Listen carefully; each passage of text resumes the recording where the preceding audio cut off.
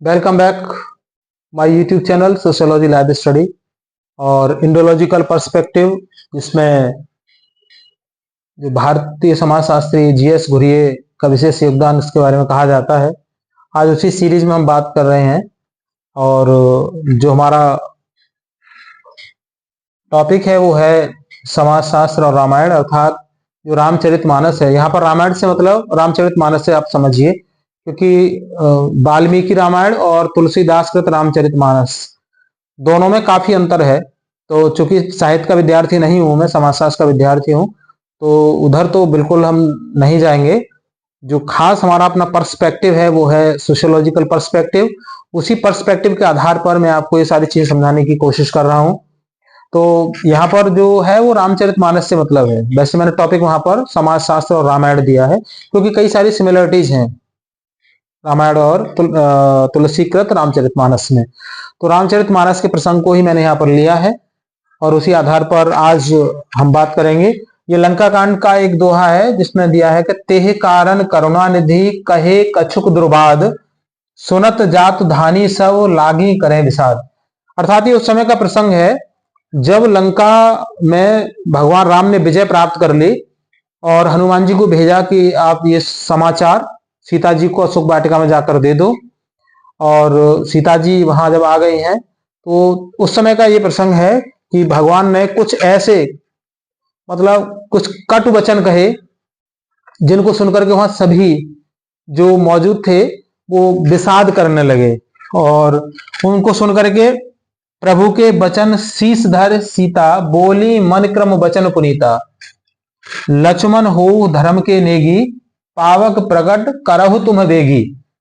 ठीक है, पावक, इससे आप समझ रहे होंगे मतलब क्या कटुक वचन थे। वचन थे कि लक्ष्मण जी को उन्होंने आदेश दिया था कि आप अग्नि की तैयारी करिए, क्योंकि सीता जी को अग्नि परीक्षा देनी है। सीता जी अब तब हमारे साथ जाएंगी जब वो अग्नि परीक्षा दे देंगी कि वो पवित्र हैं या नहीं है। अब यहाँ पर आपको ध्यान ये रखना है, बहुत ध्यान से समझना है कि जो वीमेन पावरमेंट है, महिला सशक्तिकरण है, वो देखिए किस तरीके से महिलाओं को अपनी अग्नि परीक्षा उस काल में भी देनी पड़ी थी अपनी पवित्रता की। तो आज भी ये सारे के सारे हमारी सोसाइटी में इश्यूज हैं। तो यहां पर क्या है कि जो सीता जी हैं वो लक्ष्मण से बोलती हैं कि भाई आप जो है लक्ष्मण हो धर्म के नेगी, आप मेरे धर्म के साक्षी हैं, तो आप जो है अग्नि को प्रकट करिए। तो लक्ष्मण जी फिर अग्नि को प्रकट करते हो। अग्नि जब बहुत प्रचंड रूप में आ जाती है तो सीता जी जो है वहां पर अग्नि परीक्षा देती हैं। ठीक है, वो अब इसको आप समझिए, अग्नि परीक्षा देने के बाद सीता जी आई थी अयोध्या। और उसके बाद क्या होता है कि जब राज भगवान करने लग जाते हैं, लंबी कहानी है, उधर ज्यादा मैं उस पर प्रकाश नहीं डालूंगा। उसके बाद भी फिर कोई और एक थर्ड बंदा आकर के और सीता जी के बारे में कुछ ऐसे शब्दों को बोल देता है कि उन शब्दों को सुनकर के वो शब्द भगवान राम के पास पहुंचते हैं। तो मर्यादा पुरुषोत्तम भगवान श्री राम क्या करते हैं कि सीता जी को दोबारा से फिर वनवास दे देते हैं, यानी लक्ष्मण को भेज देते हैं कि इनको ले जाओ और वन में छोड़ दो। फिर वो वहां पे वाल्मीकि जी का आश्रम में सीता जी वहां बाकी अपना जीवन बिताती हैं। तो समाजशास्त्रीय जो पर्सपेक्टिव है उससे हमको ये समझना है कि एक जो महिला है, एक स्त्री है, वो स्त्री किसके प्रति ज्यादा रेस्पॉन्सिबल होती है, लायबल होती है, जिम्मेदार होती है? अपने पति के प्रति अगर देखा जाए तो। अब उसमें मान लीजिए मां सीता है और भगवान विष्णु के अवतार मर्यादा पुरुषोत्तम राम है, तो उन्होंने अग्नि परीक्षा दे दी। उसके बाद भी जो बिल्कुल जो दो कौड़ी के इंसान हैं वो उंगली उठा रहे हैं, है ना। और उंगली उठा करके क्या किया कि उन्होंने भगवान राम का जो परिवार था पूरा बर्बाद कर दिया। सीता जी को वन जाना पड़ा, है ना, उनके पुत्र भी वहीं पर हुए और बाद में कभी उनका फिर भगवान राम से मिलन नहीं हो पाया। तो आप ये समझ लीजिए कि जब मां लक्ष्मी का अवतार मानी जाती हैं सीता जी और भगवान विष्णु का अवतार माने जाते हैं मर्यादा पुरुषोत्तम राम, तो इन लोगों ने उन पर भी उंगलियां उठाई। तो आज आप और हम कुछ भी नहीं है, ये हम पर कुछ भी इल्जाम लगा सकते हैं, आप पर कुछ भी उंगलियां उठा सकते हैं, है ना। तो कभी भी अगर आपको लगता है कि आपने सही किया है, ठीक है, मतलब इसको आप इस कॉन्टेक्स्ट में देख सकते हैं कि जैसे मान लीजिए आपके घर परिवार की कोई भी जो लड़की है, ठीक है, वो कहीं नौकरी करने के लिए जाती है। आपको पता है कि जहां वो नौकरी कर रही है, बैंक में, किसी मल्टीनेशनल कंपनी में, किसी इंस्टीट्यूशन में, आपको पता है कि वो सही एनवायरमेंट है वहां का, वो लड़की सही है, सही नौकरी कर रही है, कोई दिक्कत वहां पर नहीं है। लेकिन जो आपके पास पड़ोस के लोग हैं वो उंगलियां जरूर उठाएंगे। तो आप यहां पर आपको ध्यान रखना है कि इन्होंने जब भगवान राम और मां सीता पर भी उंगलियां उठाई और उनको तबाह कर दिया, तो ये आपको भी बर्बाद कर देंगे। इसलिए आपको जब लग रहा है कि आपके घर की बेटी, आपके घर की बहू, आपकी बच्ची अगर सही काम कर रही है और बाहर के लोग उंगलियां उठा रहे हैं, तो आप उनकी उंगलियों को तोड़ दीजिए।